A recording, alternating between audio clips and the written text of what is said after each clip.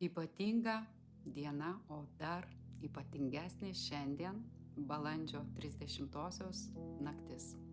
Valpurgijos naktis. Anksčiau visos moteris turinčios regėjimo galimybių, vadinamos raganomis, rinkdavosi tam tikrose vietose ir ten atlikdavo įvairiausius ritualus. O jeigu žiūrėti astrologiškai, tai yra laikas, kada gamta pasiruošus pabusti.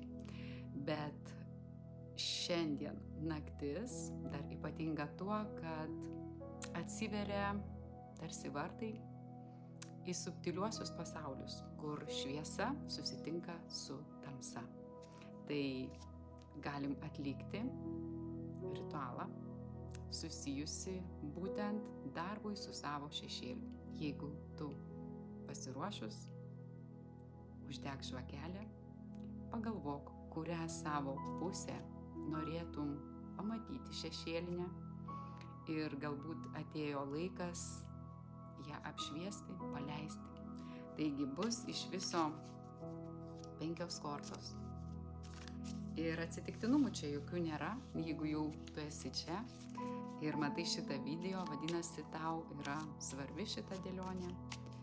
Ir tikslas bus apsivalyti, pasiruošti naujam etapui, naujam ciklui.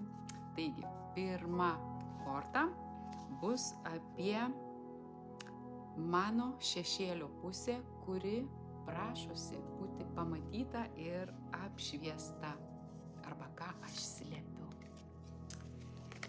Ir bokšto korta kalba apie tai, kad nenoriu paleisti senų įsitikinimų. Laikas, taip, tai didysis arkanas ir tai yra laikas pats geriausias šiandien paleisti senus įsitikinimus, kurie nebetarnauja, kurie trukdo mums ir kurie neleidžia ateiti mūsų gyvenimą kažkam tai naujam, kažkam šviežiam. Labai stipri korta ir aišku, kada jinai pasirodo, tai sudrebina nejuokingai.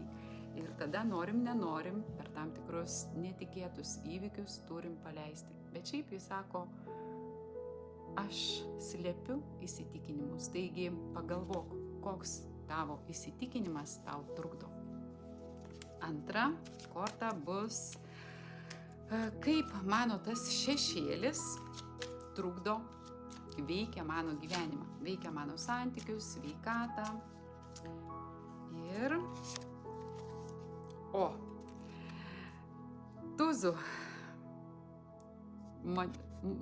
monetų tūzas, pentakliai. Tai trukdo tavo finansiniam augimui, stabilumui, trukdo saugumui. Manau, kad verta tikrai pagalvoti, kas tai yra per įsitikinimas, koks tas šešėlis trukdo ateiti į tavo gyvenimą gausiai. Sekanti korta bus, ką turiu paleisti, kad augti. Konkrečiai ką. Turiu pirmas dalykas – imperatorė. Trečias arkanas. Jinai susijusi su keletu dalykų. Vienas dalykas, jinai gali būti susijusi su mama. Galbūt esu labai prisirišęs prie savo mamos.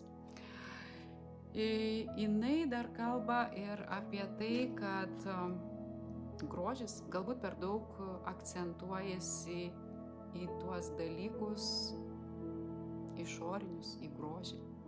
Ir dar vienas aspektas gali būti apie tai, kad norisi valdyti situaciją arba užsibuvai mamos rolėje. Taigi keletas variantų. Sekanti korta bus apie vidinę šviesą. Šitas šešėlis, kuris gyvena mumyse, po juo slepiasi didžiulis potencialas. Taigi, kokį mano potencialą slopina šitas šešėlis.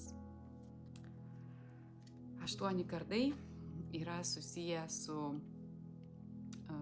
mūsų intelektu, su mūsų intelekto galia.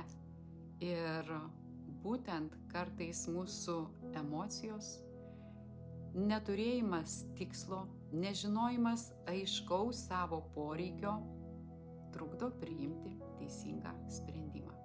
Taigi, kuo daugiau išsiryškinti tą šviesą, kuo daugiau gyvenime aiškumo ir supratimo savo poreikių, savo norų.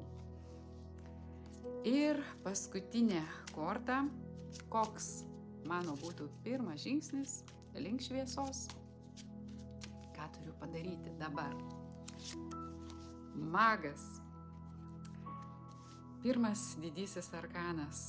Tai mago devizas yra aš darau, aš veikiu, aš galiu. Ir neužtenka vien pagalvoti, neužtenka vien tik tai kalbėti, reikia daryti. Magas prašosi veiksmo. Atėjo mintis, einu, padarau ir jau bus pirmas žingsnis link to, kur mes einame. Tai tikiu, kad atėjo tau kažkokių įžvalgų, užrašyk, pagalvok apie tai. Ir šiandien pati geriausia naktis paleisti tai, kas atgyveno, ir įsileisti naujus dalykus į savo gyvenimą. Ir aišku, nepamiršk padėkoti. Sėkmės švenčiant ypatingą naktį.